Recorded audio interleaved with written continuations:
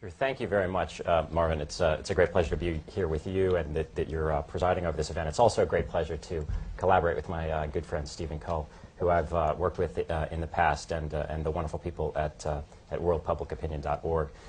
This project came about as a core theme of our International Institutions and Global Governance program, because we felt that although the CFR tends to be an elite-focused organization and doesn't often address itself to what the wider American public and also the global public might think. We think, for a number of reasons, which we will get into during the course of this conversation, that what the public thinks matters, that it's an important part of statecraft for American leaders and international leaders to be aware of what their constituents and their fellow citizens actually think about the main issues of the day.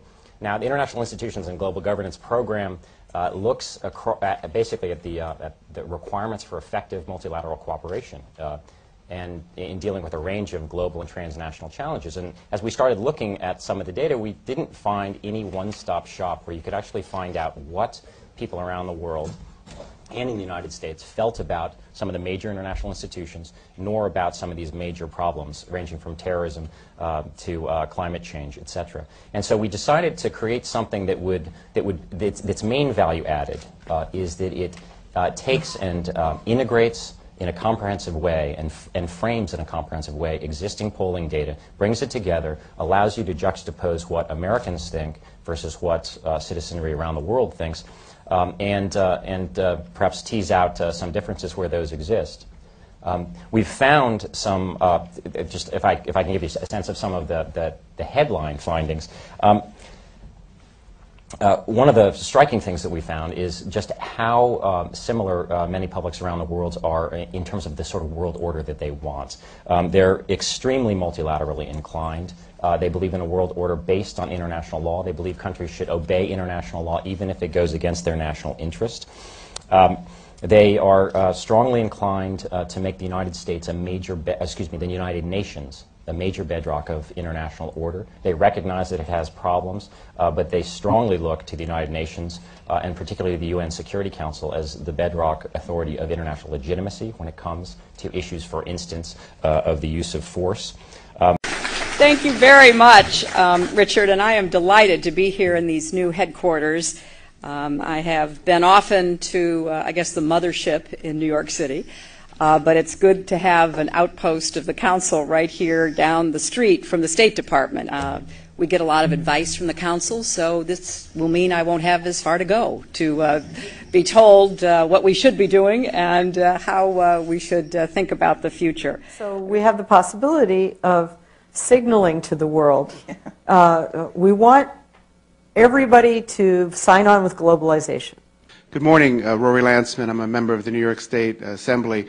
We had a hearing, a 12-hour hearing on H1N1 earlier this week, and much of it focused on the mandatory vaccination that the New York State Department of Health has ordered of almost all healthcare workers in New York State. And I was wondering if you could offer an opinion on whether you think such a policy is effective and sound. I have a very strong opinion, and that is, I think that's appropriate. It's an interesting question, though. Would you be against mandating? Well, I think this is very interesting because, I mean, especially for the healthcare worker example, I mean, there are many, many good reasons why healthcare workers should be considered immunization for their own safety, but also to protect and first to no harm to the patients that they are treating. Having said that, does it work to mandate? I think what would work better would be to say that there was a shortage and people tend to line up more for something that's in demand. We saw that there was one season where really people lined up all night to get a flu shot, and I mean. Well, there is a shortage, so. No, actually, because we thought we were going to need 2 doses per every adult, and it turns out we only need 1 dose. So actually, we have twice as many doses and enough for the whole population at this point. Having said that, does it work to mandate? I think what would work better would be to say that there was a shortage and people tend to line up more for something that's in demand. Having said that, does it work to mandate? I think what would work better would be to say that there was a shortage and people tend to line up more for something that's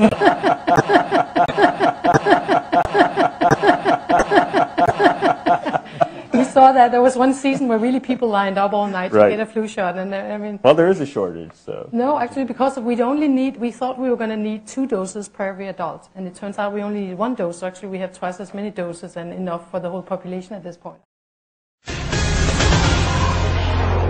Well, the H1N1 vaccine shortage is causing some major problems across the country. Hi, Jenna, and it's not just pregnant women. I mean, it's a lot of people that are in high-risk groups that are waiting in long lines around the country.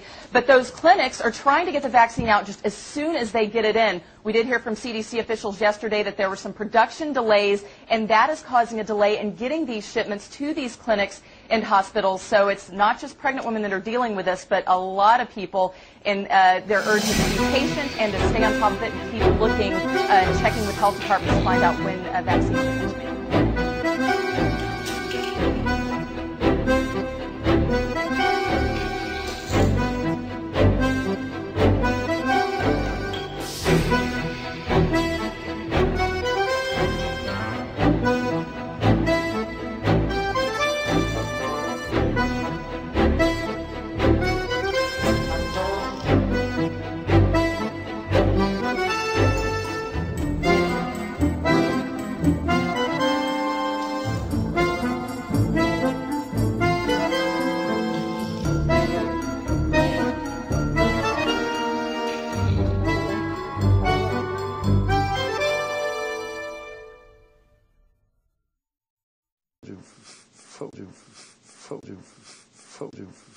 Fold.